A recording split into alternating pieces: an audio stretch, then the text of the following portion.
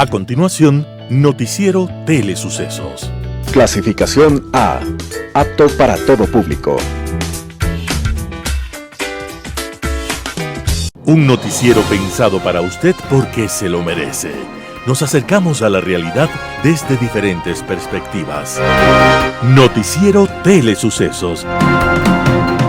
Primera parte del Noticiero Telesucesos con las noticias más importantes del día.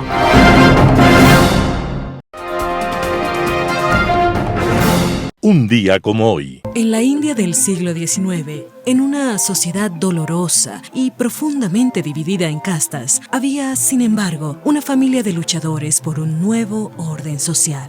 Y un hombre amante de la ciencia y la filosofía inculcó en su familia el amor por la paz como consecuencia de la justicia. Y eso significaba enfrentarse al mundo que les rodeaba. Y a riesgo de su propia vida, inició una campaña contra la sociedad dividida irracionalmente en castas, contra los matrimonios entre niños, contra la esclavitud femenina y contra la miseria de los sectores más desfavorecidos. En esa familia siempre alumbró la llama de la libertad y la dignidad humana, y aquel espíritu se transmitió de padres a hijos y a nietos, y entre los más pequeños hubo uno llamado Rabindranath Tagore. Rabindranath fue un mal estudiante, que pronto abandonó la escuela, pero fue instruido en el mundo de las letras por uno de sus 13 hermanos. Entonces su espíritu se abrió a la literatura, a la música, a la pintura y a toda manifestación que significase una elevación del espíritu humano. Y contra todo lo que podía imaginarse de alguien que no terminó estudios primarios en ninguna escuela, en el año de 1913 obtuvo el Premio Nobel. Para conocer algo de Rabindranath Tagore, es prudente acercarnos a sus aforismos. Escuchemos la voz de este poeta y filósofo de la India. La verdadera amistad es como la fosforescencia. Resplandece mejor cuando todo sea oscurecido. Si cerráis la puerta a todos los errores, también la verdad se quedará afuera. El bosque sería muy triste si solo cantaran los pájaros que mejor lo hacen. Dormía y soñaba que la vida no era más que alegría. Me desperté y vi que la vida no era más que servir y el servir era alegría. Ese era Rabindranath Tagore, el poeta de la India, que estaba naciendo un día como hoy, 7 de mayo de 1861. Y desde entonces su luz alumbra a los que han bebido de sus letras. Las principales noticias del día. Titulares. Presidente Noboa crea un comité de optimización energética que analizará precios de combustibles. Naciones Unidas apoyará en 6 ejes el plan contra el crimen organizado. Reporteros Sin Fronteras advierte las dificultades para la prensa en Ecuador. En política internacional, en el pantano, los editoriales serán de Martín Pallares, la miseria de Andrés Manuel López Obrador, la única ventaja de Ecuador. Santiago Basabe, las secretarías anticorrupción, un saludo a la bandera. Noticias del día. Presidente Noboa crea un comité de optimización energética que analizará el precio de los combustibles. 5 días tiene el Comité de Optimización Energética creado por el presidente Daniel Noboa para presentar un plan de trabajo para, entre otras tareas, diseñar un esquema de estabilización de los precios de los combustibles. Así lo establece el presidente Noboa en el decreto 254 que ordenó la creación del comité. Este organismo tiene varias tareas, pero el presidente dispuso que ponga énfasis en 2. 1. Diseñar una propuesta de política pública para establecer un esquema de distribución y estabilización de los precios de los combustibles fósiles que proteja a la población y a la economía de las fluctuaciones de los precios internacionales de los hidrocarburos y sus derivados. 2. Diseñar una propuesta de política pública que garantice la priorización de la dimensión distributiva en el esquema de estabilización de precios. El presidente Daniel Noboa ya había anticipado a inicios de año que estaba en análisis un eventual retiro progresivo y gradual del subsidio a la gasolina y descartó un incremento del precio del gas de uso doméstico y del diésel. Y es que los subsidios a los combustibles representan una pesada carga para las finanzas públicas del Ecuador. Esta subvención representa 3.100 millones de dólares en el 2024, si no avanza el plan de focalización de este beneficio. Este comité tendrá 6 integrantes que son las máximas autoridades o los delegados de los ministerios de Finanzas, Energía, Transporte y Obras Públicas, Producción y del sector social. La actuación de este comité y un subcomité técnico serán de naturaleza asesora y no sustituyen las atribuciones y funciones que la Constitución y las leyes le otorgan a las distintas instituciones de los sectores energéticos en los ámbitos de la seguridad pública, social y ambiental.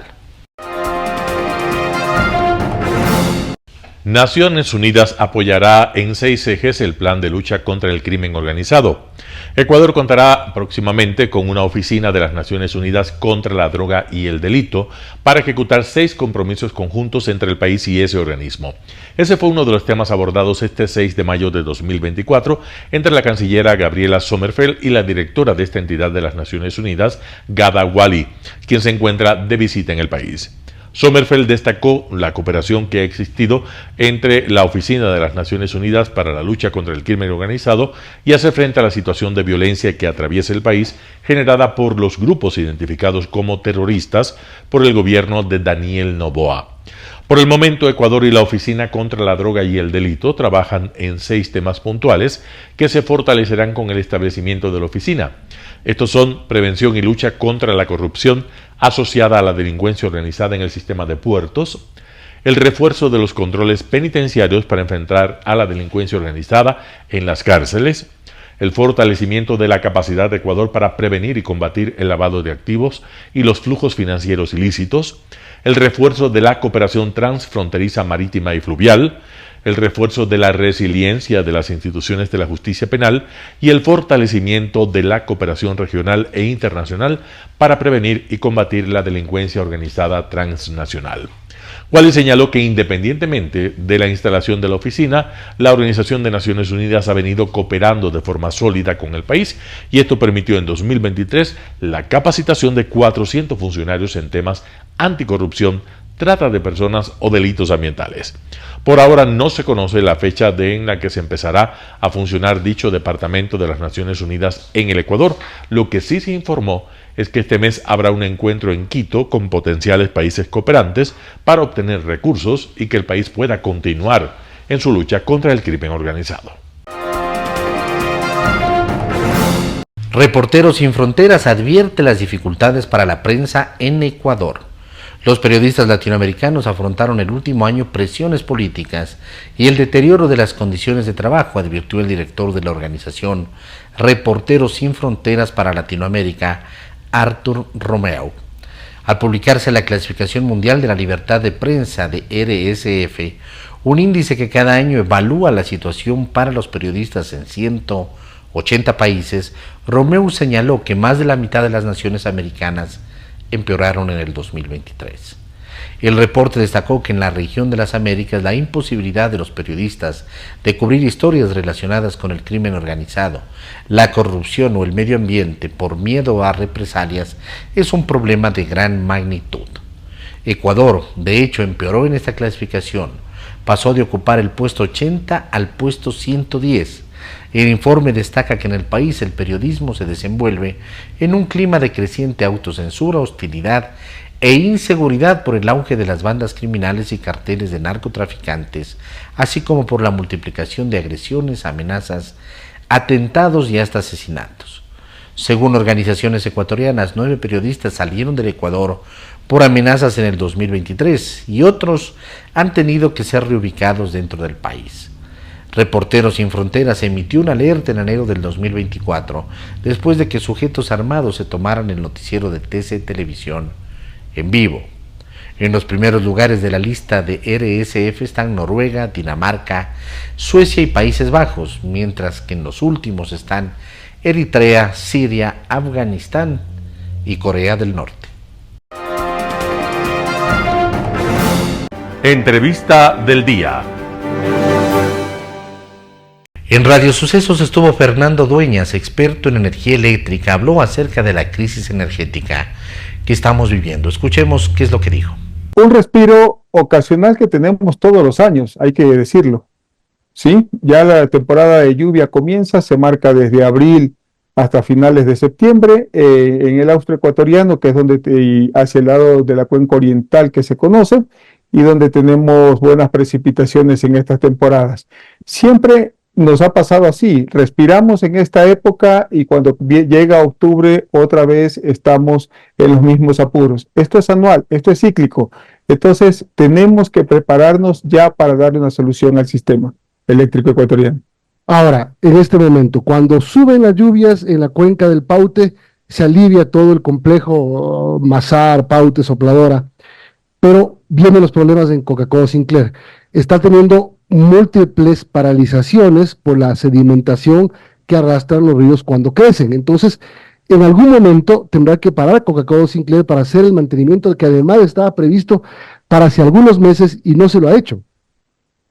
Sí, Coca-Cola Sinclair tiene previsto un mantenimiento en esta época. El tema de Coca-Cola es un tema también recurrente debido al diseño de Coca-Cola. Coca-Cola no es una central que tiene una represa. Coca-Cola es una central de paso, entonces tiene que sufrir tal vez sus irritadores. Tiene sistemas que ayudan a desarenar, pero no alcanzan, no funcionan alcanzan a que el agua esté limpia y causan daños. Entonces hay que parar, hay que tenerlo en cuenta, pero le repito, hay que tomar las medidas para que esto se solucione de aquí a futuro. No hay una solución posible excepto una renta de energía para octubre, excepto reparar lo que podamos reparar, porque por el subvetustez no se va a poder reparar todo el parque térmico, pero tenemos que ir dando una solución a todo lo que el SENACE advierte año a año. SENACE publica anualmente su necesidad de electricidad e inclusive prevé cuánto debemos importar, lo cual nos ha llevado a una dependencia del sistema colombiano también. Entonces tenemos que ser autónomos eléctricamente hablando y tenemos que estar prevenidos para estos tiempos. Vamos a profundizar en el tema de lo que se tiene que hacer, por lo menos para evitar que en octubre volvamos a lo mismo. Si Coca-Cola Sinclair sale de operación por el mantenimiento, vamos a dejar vamos a desconectar del sistema nacional 900 megavatios más o menos. ¿Durante cuánto tiempo? Y ahí volverían otra vez los apagones. Sí, el mantenimiento de Coca-Cola Sinclair está previsto que sea en la etapa de lluvia, donde no tenga mucha incidencia en el sistema eléctrico ecuatoriano. También tenemos previsto en ese tiempo seguir importando de Colombia, pero con un menor precio debido a las lluvias que también están allá. Entonces, allí nosotros no vamos a sufrir de carestía de electricidad, por decirlo así, en este tiempo. Lo que sí viene siempre, y esto es repetitivo, es a partir de octubre hasta el mes de marzo, inicio de abril del siguiente año. Son las 8:30, 8:32. Estamos hablando con Fernando Dueñas, experto en temas eléctricos. Decía ya el ministro de Energía que si se mantiene la salida de operaciones de la hidroeléctrica Coca-Cola, que es la más grande del país, este plan de suspensiones podría cambiar. Y también en este mes, bueno, se prevén lluvias, pero ¿qué pasa cuando ya llega el mes de junio, cuando las lluvias son como un puño? ¿Qué opciones se tendría para esta época y considerando esta crisis energética? En los análisis que se tiene de caudales, si bien acá para el lado de la Sierra Norte deja de llover, sí, en el austro se tienen lluvias constantes que ayudan a mantener el caudal de Paute. Allí no, en la Sierra Sur no está el problema. El problema es que no vamos a contar con Coca-Cola Sinclair, que es parte, podríamos decirlo, está programado para este año, pero tenemos que afrontarlo ya a partir de octubre. Es un tema cíclico. Nosotros lo vivimos año a año, a veces salimos mejor librados, a veces salimos peor librados como ahora, pero tenemos dos grandes problemas. Tenemos que importar electricidad y el costo de esa electricidad que importamos nos castiga muchísimo al Estado ecuatoriano. Ahora, vamos a ver. Para octubre necesitamos llegar con ¿cuántos megavatios de energía para no tener que pasar por lo que estamos pasando hoy? El informe del SENACE dice 475 megavatios. Me atrevería a pensar que son 600 por ciertos cálculos y aumentos de demanda que pasan ahora en el país, debido a que se están sumando al sistema eléctrico interconectado mucha demanda de de industriales que antes tenían subsidio de combustibles, se les ha quitado ese subsidio y comienzan a demandar energía eléctrica. Entonces 600 megas creo yo que nos daría algo de seguridad para afrontar el siguiente estiaje en octubre. Podríamos tener esos 600 megas habilitando los 700 inactivos que tenemos en el parque térmico del país, que son ¿cuáles? Poner a funcionar a toda su capacidad a Machala Power, por ejemplo, que no está funcionando a su máxima capacidad, pero para que funcione a su máxima capacidad necesita gas. Ese es un gran tema. El tema de Machala Power tiene más de 10 años con el gas que genera el Campo Amistad, que produce el Campo Amistad. ¿Qué pasa con el Campo Amistad? No ha subido su producción, no se ha llevado a término las licitaciones, entonces no es una solución para este estiaje. Si aún se firmasen los contratos en los próximos 2 meses, los pozos nuevos no entrarían en producción hasta después, estimo, de 1 o 2 años. Entonces, Machala Power con gas y importado sería una solución, pero de nuevo, hay que construir una terminal con la que no se cuenta, y hay que construir facilidades portuarias que tampoco se tienen. José Chalco, abogado constitucionalista en Radio Sucesos, habló sobre la demanda de inconstitucionalidad a la ley del incremento del IVA. Veamos la nota. La ley orgánica para enfrentar el conflicto armado interno, la crisis social y económica, ley IVA, tiene una demanda de inconstitucionalidad admitida y otra pendiente. Existen 2 procesos. El 2124IN y otro que está singularizado con el número 2624. Estos 2 procesos, el primero, presentado por la Cámara de Comercio de Guayaquil, ha sido admitido. Yo quiero primero exponer qué significa admitido. No es que mañana ya no se cobra el IVA, Claro. no es que mañana regresamos al extrañado 12% de IVA, no. Esto no va a suceder. Admitir a trámite es que la Corte ha abierto la puerta para la discusión y el proceso que tiene que desarrollarse, nada más. No tiene ninguna decisión al respecto aún, solamente ha admitido o ha abierto la puerta al trámite, lo primero. Lo segundo, lo que sucede es que esta demanda de inconstitucionalidad de la ley se basa en 2 razones, una de forma y otra de fondo. La de forma respecto al procedimiento y la de fondo sobre incompatibilidades del contenido mismo de la ley con la Constitución. Hablemos de la forma, apreciado Milton. ¿Por qué dice la demanda que la ley desde la forma es inconstitucional? Porque señala que la Asamblea ha introducido modificaciones o propuestas sobre tributos que no fueron de iniciativa del presidente. Conforme a la Constitución, en su artículo 135, exclusivamente el presidente puede enviar proyectos normativos sobre la división político-administrativa, sobre aumento del gasto público y efectivamente sobre impuestos, creación, modificación o supresión de impuestos. ¿Qué es lo que sucede aquí? Que la Asamblea puso otros impuestos, pero el presidente mandó una carta diciendo que estaba de acuerdo con esos otros impuestos, recordemos, Milton. En ese momento estaba el boyante pacto, Revolución Ciudadana, Social Cristianos y Ejecutivo. Y en consecuencia, esto no prospera. Y no prospera porque la Corte Constitucional, en sus precedentes, bueno, de la Corte Constitucional se puede esperar todo también últimamente, Milton, pero si cumple sus precedentes, no hay ningún problema. Porque la Corte ha dicho ya expresamente, en precedentes, de que la única forma de que se pueda decir que es inconstitucional un proyecto de tributos es porque el presidente lo vete por inconstitucionalidad. Es decir, diga el presidente, la Asamblea se ha limitado, ha vulnerado mi atribución exclusiva y excluyente de solamente yo poner impuestos. Pero el presidente no vetó por inconstitucionalidad, es todo lo contrario. El presidente mandó una carta diciendo que estaba de acuerdo con la discusión de la Asamblea, es decir, salvando esta posible inconstitucionalidad. Así que desde la forma... le salvó a la Asamblea de cometer una inconstitucionalidad. ¿Perdón? El presidente le salvó a la Asamblea de cometer una inconstitucionalidad. Así es, Milton. Así es, Milton. ¿Por qué?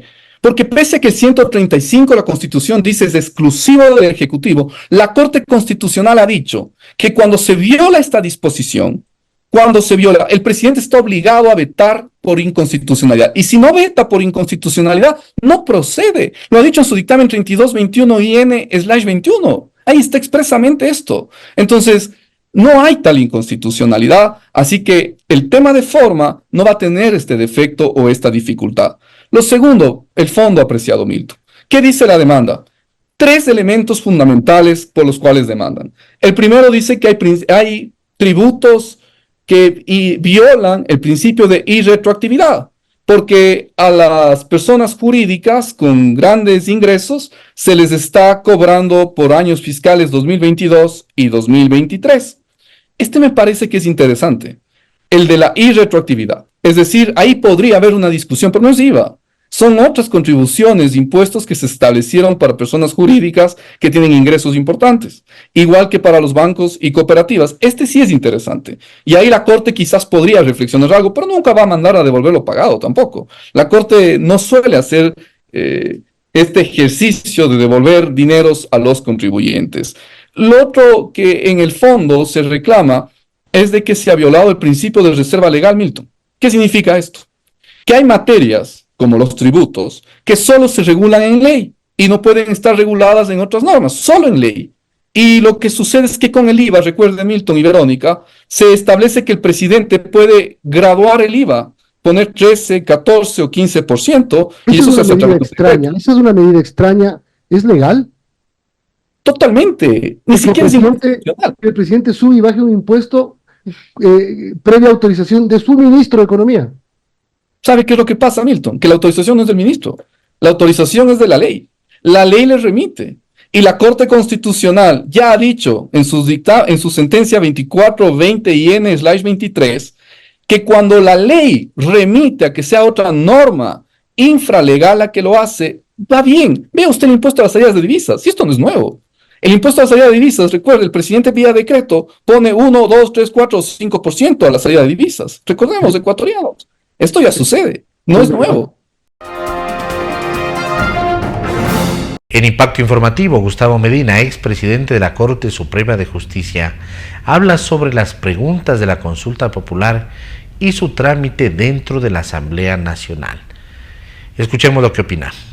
La carga ideológica que tienen las comisiones conformadas al inicio de la gestión de esta asamblea. La Comisión de Justicia tiene un predominio de la Revolución Ciudadana. Totalmente, totalmente. Y entonces no hay un grado de conciencia nacional, de independencia, de afán de que la expresión del pueblo ecuatoriano se convierta en normas jurídicas en el marco estricto del pronunciamiento mayoritario del pueblo ecuatoriano respecto de las 9 preguntas. Y entenderán todos los asambleístas, todos los bloques, que incluso la Corte Constitucional ha hecho un recordatorio de que no se puede agregar nada en los proyectos que tiene que, entendemos en el corto plazo, enviar el Ejecutivo a la Asamblea Nacional para que estas preguntas, para estas preguntas se conviertan en legislación para el país. Aparte o además de la admonición de la Corte Constitucional, que es clara y terminante, creo que el sentido común y el sentido patriótico manda que la Asamblea Nacional no pueda ir más allá del marco del contenido de las 9 preguntas aprobadas por el pueblo ecuatoriano. Todo aquello que se salga de este marco o se añada a esta limitación sería una burla al pueblo ecuatoriano. Pero acuérdense lo que ya pasó con el COVID hace 2 meses, donde se introdujeron cosas de última hora. En nuestra vida política y particularmente en nuestra vida parlamentaria se cuecen granizos, como decía ese gran ecuatoriano doctor Andrés F. Córdoba. Todo puede ocurrir, pero el pueblo ecuatoriano creo que está pues atento a lo que pase en la asamblea precisamente para que no se burle su voluntad. Ahora, el plazo de 60 días. Ahí, con 9 proyectos, con 8 proyectos de ley, ¿será realmente cumplido? Tienen que trabajar, si es preciso, las 24 horas del día y los 7 días de la semana para cumplir con este mandato. Claro que es difícil exigir esto a quienes hacen de la representación popular de la Diputación un medio más bien de otros propósitos que el de cumplimiento de los mandatos de la mayoría del pueblo ecuatoriano. Pero justamente porque están en la mira del pueblo ecuatoriano, que en las encuestas se ha pronunciado, pues los legisladores están entre el 20 y el 30%. Eso les debería animar pues a trabajar las 24 horas del día, los 365 días del año. Yo sé que ha mejorado el concepto que el pueblo ecuatoriano tiene de la Asamblea en algo. Sin embargo, el 25-30% no es nada halagüeño, y precisamente porque no es un porcentaje halagüeño de un sector político que ha merecido siempre la preocupación del pueblo ecuatoriano, es que los legisladores deben trabajar las 24 horas del día para restaurar, para reivindicar el prestigio de una función tan importante como la legislativa. Doctor Medina, apelo en ese sentido a su experiencia y a su sentido de la evaluación. Son 9 preguntas donde predomina el sí, es decir, hay respuestas concretas a las preguntas concretas. Pero de alguna manera esto también es un voto de aplauso al mandatario que tiene el país en este momento. Primero, cada pregunta tiene sus anexos que marcan el límite de la gestión legislativa. Y en segundo lugar, yo creo que el resultado de esta última consulta popular, de todas maneras, es un resultado híbrido, porque gana el gobierno en 9 preguntas y pierde, diríamos, en dos a mi juicio, de carácter fundamental. Pero gana 9 de 11, el gobierno de goleada. Pero 9 en sentido matemático, aritmético, es infinitamente más que 2. Entonces, yo creo que de todas maneras ha habido una especie de conciencia respecto de la situación política, social, económica que vive nuestro país, que naturalmente le obliga al gobierno del señor Noboa a ser consecuente con ese respaldo popular. Un panorama de noticias para su estatura intelectual.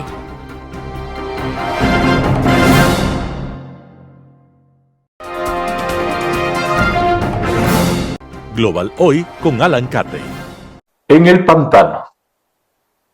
Nuevamente, el gobierno de Petro cae en el ojo del huracán de la corrupción, condición de la que no logra salir por más huidas hacia adelante que intenta realizar, impulsando una asamblea constituyente que ha perdido hasta el escaso fuelle de un principio. No le ha ido muy bien que se diga al presidente de Colombia en el camino populista en que está empeñado, sin que importe los temas de los que se agarre para desviar la atención de la ciudadanía. Su último mensaje, desde las trincheras del 1 de mayo proletario, fue el rompimiento de relaciones con Israel a causa, según él, del genocidio israelí en Gaza contra la población palestina. Reincidiendo en su talante sesgado, el genocidio de Hamas del 7 de octubre pasado no mereció condena alguna de su parte, dejando en claro cuánto pesa su visión ideológica en su juicio político y estratégico. Se unió a las peores dictaduras de la región en un camino del cual siempre es difícil retornar. Estar del mismo lado que la dictadura venezolana o la nicaragüense no es algo que le honre a ningún país. De poco le servirá tal medida a Colombia o al mismo Petro el ubicarse en ese extremo del espectro en un afán de protagonismo por el liderazgo de la izquierda moderada latinoamericana. Otra es la actitud de Chile o Brasil, que mantienen abiertas sus opciones para participar como actores propositivos de cara a una inevitable futura alternativa diplomática al conflicto de Palestina. Pero incluso regionalmente, sin ninguna necesidad, Petro se abre un frente ridículo con Ecuador al decidir castigar, parando las reuniones binacionales de seguridad entre los dos países, en un momento en que estos asuntos son tan gravemente críticos en ambos lados de la frontera, por la compartida responsabilidad en el gravísimo problema del tráfico de cocaína, de la que Colombia es el primer productor mundial y Ecuador, transformado en una de las principales plataformas para exportación de la droga por acción del crimen organizado colombiano encarnado en las disidencias de las FARC, que ante la pasividad del gobierno colombiano, empeñado en un plan de paz que evidentemente hace agua por todo lado, constituyéndose en uno de los más costosos fracasos políticos de Petro, y por otro, el de los cárteles mexicanos aterrizados en Ecuador, creando una infraestructura criminal propicia para sus propósitos. De nuevo, Colombia se excluye de la posibilidad de actuar eventualmente como gestor de buenos oficios a futuro para dos países de la región alejados por motivos ideológicos y políticos circunstanciales, con el agravante de que Ecuador, durante mucho tiempo y hasta hoy, es receptor de una muy considerable migración colombiana, desplazada por todos los conflictos internos por los que ha pasado y pasa Colombia, y un importante mercado para la producción colombiana. La ideología tiende a borrar el sentido común y hasta el de la gratitud. El impasse entre México y Ecuador es algo que se resolverá entre ellos, y poco ayuda a tomar partido en un asunto por el cual ambos han merecido y recibido críticas de la comunidad internacional. El enorme escándalo que sacude al gobierno colombiano en este momento, en el cual caen, entre muchos otros, importantes figuras del legislativo, por un lado, el presidente del Senado y por otro, el de la Cámara, que según varias denuncias han sido sobornados a cambio de su apoyo para pasar los proyectos del gobierno con millonarios contratos y asignaciones a dedo para ellos o sus aliados, gestionados por funcionarios y ministros del gobierno. Esto se une a la ya larga serie de escándalos que se han revelado a lo largo de la gestión de Petro, incluso, y lo que es peor, vinculados a su campaña electoral, en la que aparece el hijo de Petro como recaudador de aportes de ex narcotraficantes o poderosos contratistas públicos, recursos de los cuales buena parte van a parar a los propios bolsillos del hijo de Petro. La justicia está tras sus pasos, pues ninguno de estos aportes aparecen registrados por la campaña de Petro y menos declarados al ente electoral, lo que constituye un delito que conlleva destitución. Pero este último escándalo, por más que el presidente busque desmarcarse, resulta en extremo dañino para un gobernante que pretendió hacer su bandera la lucha anticorrupción. El que funcionarios suyos estén pidiendo a la Fiscalía alternativas de colaboración eficaz es tremendamente decidor. Más aún, que sea el propio Petro quien los separe de cargos para que él los escogió. Para colmo, en el Valle del Cauca, el frente militar está también peliagudo ante el fracaso de las conversaciones de paz con las disidencias de Iván Mordisco, que han emboscado unidades del ejército a las que han causado muertos y heridos, algo que cabe esperarse en batalla, pero no el que las unidades sean abandonadas a su suerte sin ninguna respuesta a todas sus llamadas de auxilio de las tropas atrapadas, lo que denota carencias muy severas desde el mando, más aún cuando esos llamados se han filtrado al público. El mensaje "nos dejaron morir" difícilmente puede ser más desmoralizador para quienes se juegan la vida ante delincuentes que con frecuencia están mejor armados que ellos y tienen una larga trayectoria como guerrilleros hoy convertidos en operativos del narcotráfico. No habrá sido tampoco muy alentador saber, por boca del presidente, que municiones, explosivos y hasta misiles han desaparecido de los inventarios militares sin que se sepa con qué destino. Una certeza innecesaria en un país que vive en violencia permanente desde hace por lo menos un siglo. Seguramente, agobiado por las circunstancias y los problemas, Petro se ha lanzado contra la prensa de manera general, pero con cierto énfasis contra la sátira, la comedia. Nada es más sensible para el ego autoritario que no se lo tome con la seriedad que él cree que se merece, mucho más cuando esté en el poder. El humor es, para esas personas, la muestra de un irrespeto intolerable a una majestad del poder bastante venida a menos. Esta es posiblemente la causa de la enemistad y del ataque de Petro al gremio, si se puede hablar de tal cosa, de los comediantes. Los acusó en combo de cómplices del narcotráfico y de ser bufones que se arrodillaron al dinero.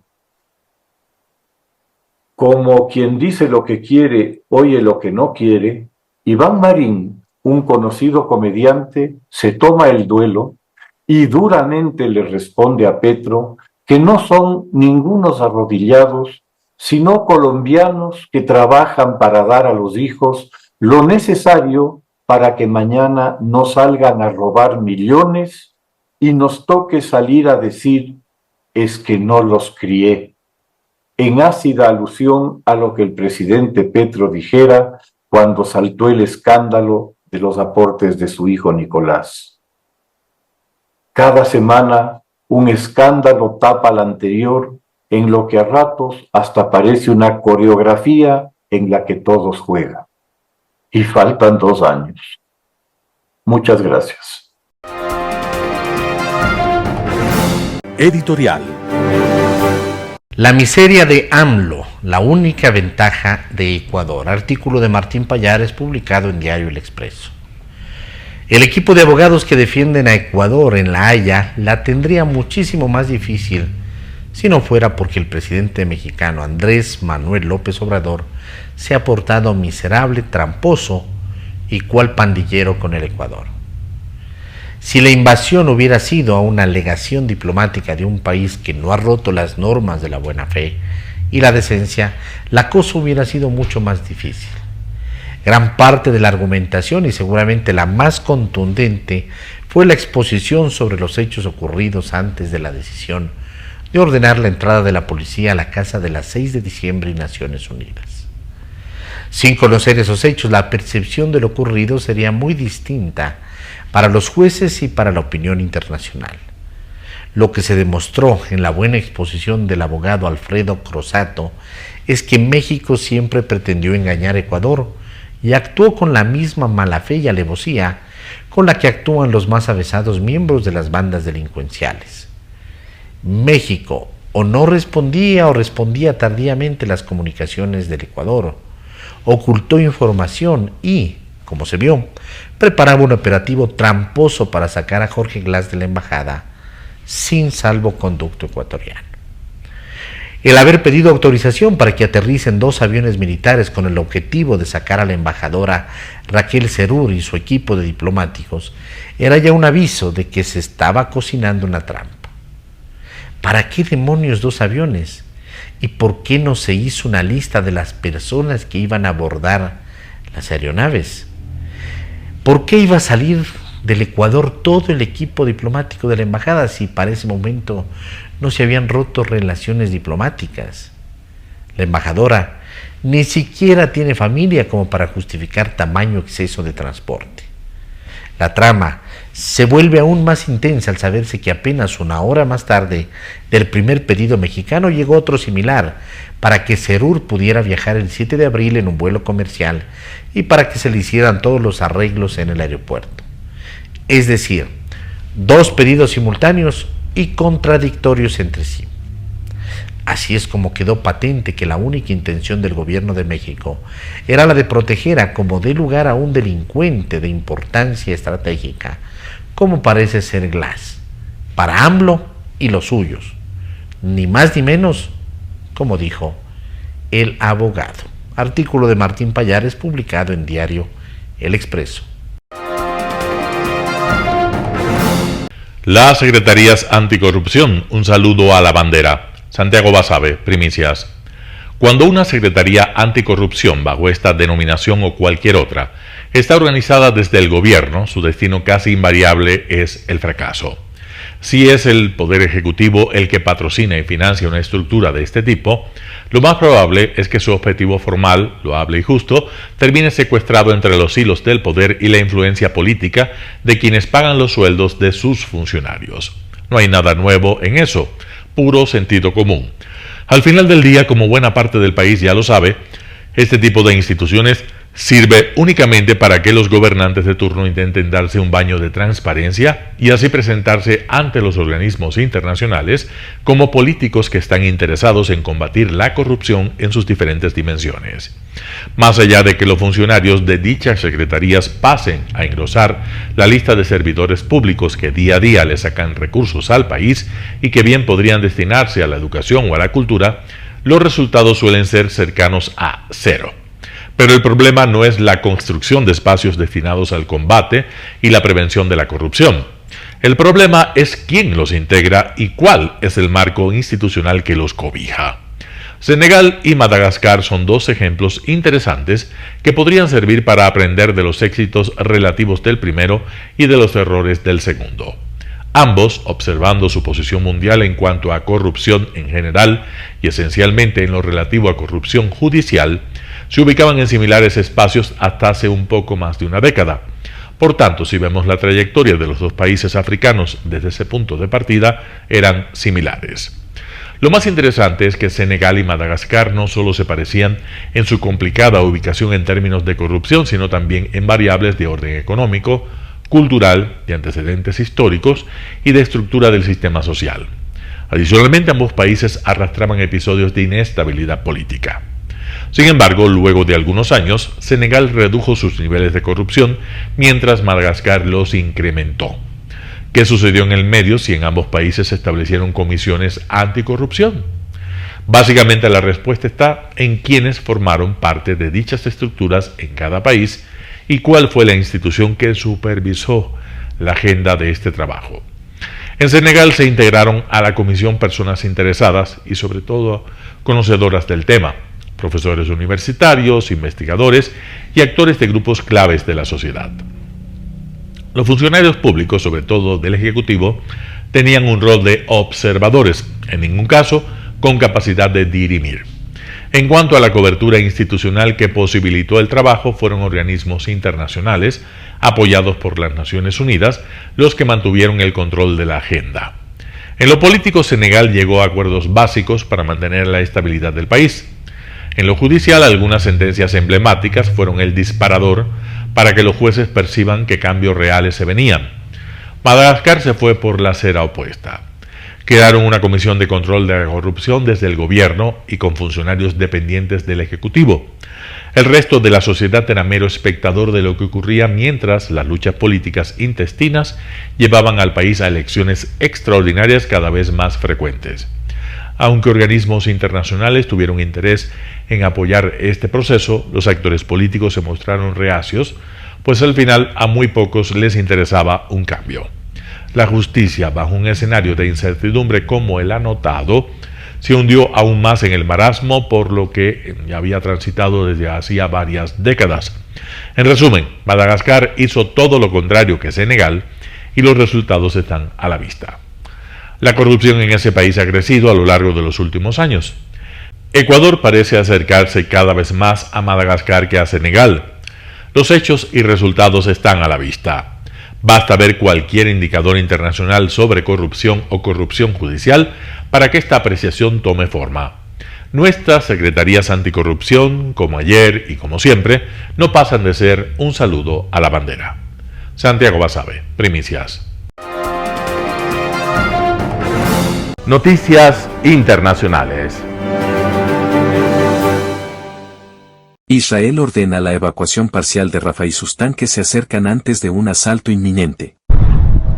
El ejército israelí comienza este lunes a evacuar a los civiles de la ciudad de Rafah ante una inminente posible ofensiva.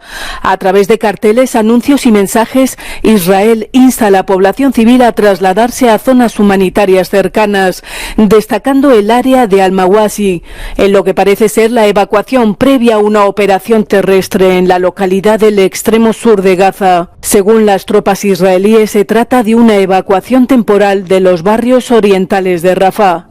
Today, we again confront enemies bent on our destruction. I say to the leaders of the world. Protestas a favor de un Tíbet libre y contra Xi Jinping en París. Un grupo de manifestantes colgó una pancarta en un paso elevado de una autopista francesa en la que se leía «Tíbet libre, dictador Xi Jinping, tu tiempo se ha acabado», al paso de una caravana de vehículos en la que presumiblemente viajaba el presidente de China. También se registraron protestas en París a la misma hora en que aterrizó el avión del mandatario chino el domingo. Xi Jinping ha iniciado una gira europea por 3 países, mientras el viejo continente permanece dividido sobre cómo hacer frente al creciente poder de Pekín. Después de Francia, el presidente del gigante asiático se dirige a Serbia y Hungría, ambos países considerados amigos de China y cercanos al presidente ruso Vladimir Putin.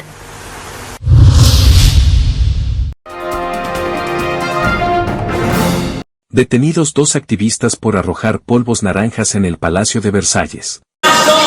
Acción de protesta en el Palacio de Versalles. 2 miembros del grupo francés de resistencia civil Riposte Alimentaire fueron detenidos tras arrojar polvo de color naranja en el célebre Salón de los Espejos. Los medios de comunicación locales señalan que la organización que aboga por una alimentación sostenible ya había protagonizado anteriormente acciones de protesta similares, como arrojar sopa al cuadro de la Gioconda en el Museo del Louvre. En un comunicado emitido por el grupo de activistas se afirma que la acción llevada a cabo en Versalles pretendía poner de manifiesto las crecientes desigualdades que permiten a una minoría privilegiada monopolizar los recursos.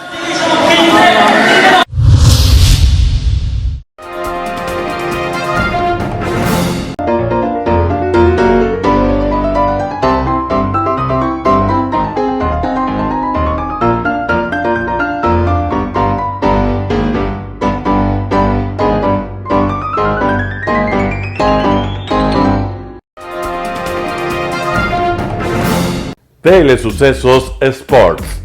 Deportes, deportes, deportes. Todas las tardes, 4 horas de lunes a miércoles, de 14 a 17 horas. Los jueves y viernes, 6 horas, de 12 a 20 horas. Desde Arena Telesucesos. Transmisiones en vivo, siempre Ecuavolley. Y luego, deportes para recordar. Todas las tardes, deportes en Telesucesos Sports, bajo la dirección del arquitecto David López. La visión objetiva de quien vive el deporte. Sucesos deportivos, visión de un equipo de opinión joven de comunicadores. Telesucesos, llegamos con nuestra señal a los sectores populares de nuestra ciudad. Quienes no tienen televisión por suscripción atenderán nuestra señal sin costo en Canal 29 UHF Telesucesos. Siempre ecuatorianos, resaltamos nuestra identidad. El básquet, esgrima, tenis de mesa, taekwondo, box y muchos deportes más en Telesucesos Sport, sin costo desde la comodidad de su hogar en Telesucesos Canal 29. Arena Telesucesos es una importante y funcional edificación cubierta dispuesta para la práctica y desarrollo de eventos del Ecuavolley. La transmisión de Telesucesos se podrá sintonizar además a través de Claro TV Canal 43, TV Cable Canal 73 y en redes sociales Facebook Live Telesucesos Quito y YouTube Telesucesos HD. Si deseas asistir a los encuentros en vivo de Ecuavolley, comunícate con nosotros a los números de teléfono 2021-224 o al 0989-973-725. Ven con tu familia y amigos a vivir la emoción del Ecuavolley. Emoción sin límites los días jueves y viernes desde la comodidad de su hogar. Resaltamos nuestra identidad como ecuatorianos iniciando transmisiones en Telesucesos del Ecuavolley, que representa, luego del fútbol, el deporte más popular de nuestro país y el que practican los ecuatorianos residentes en muchos países del mundo. Nuestra señal será transmitida en directo por televisión abierta en la ciudad de Quito y a través de las redes sociales a todo el país, así que llegará a Estados Unidos, España e Italia, creando a través del Ecuavolley un nexo fraterno entre ecuatorianos y entre los inmigrantes de nuestro país. Anuncie en Telesucesos Sport y llegue con nosotros a lo más importante del deporte popular. Telesucesos, con sus transmisiones, jerarquizará esta práctica deportiva, convocando importantes competencias de Ecuavolley dentro y fuera del Ecuador. Llegando con deportes no atendidos por los medios de comunicación que han concentrado su acción en el fútbol. El tenis, box, golf, racquetball llegarán a su pantalla de televisión en tiempo real a través de Canal 29 UHF, competencias que podrán ser atendidas a través de Facebook, YouTube y vivir los encuentros deportivos en directo y en tiempo real. Esté atento a nuestros horarios especiales de transmisión los fines de semana y feriados. Usted y su familia disfrutarán desde la comodidad de su hogar de las emociones del Ecuavolley, deporte tan nuestro. Somos inéditos y para ello disponemos de un escenario cubierto propio, Arena Telesucesos, desde donde transmitimos nuestros encuentros masculinos y femeninos de este deporte.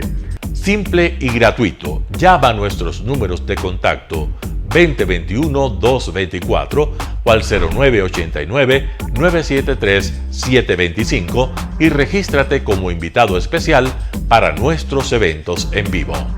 Arena Telesucesos, el escenario cubierto para la práctica del deporte 100% ecuatoriano, el Ecuavolley. Telesucesos es un canal de televisión que incorpora a su programación manifestaciones culturales y deportivas que marcan la identidad de nuestro país.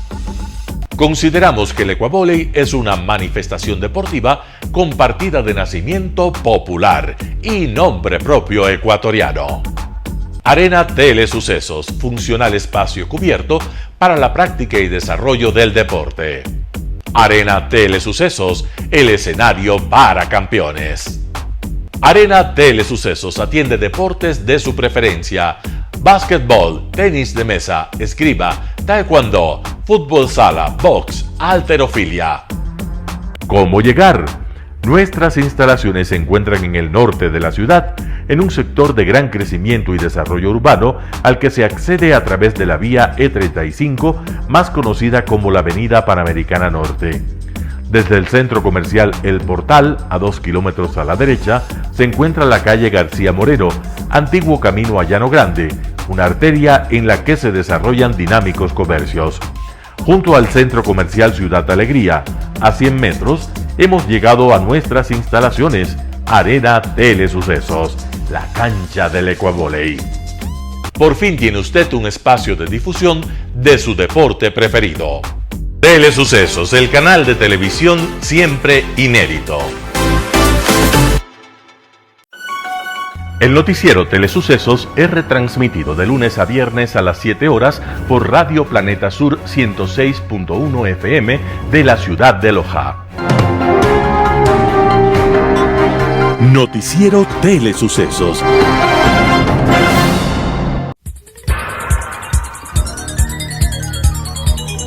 Las opiniones vertidas en este espacio por la producción y dirección del programa son de exclusiva responsabilidad de sus autores y de quienes intervienen en ellos.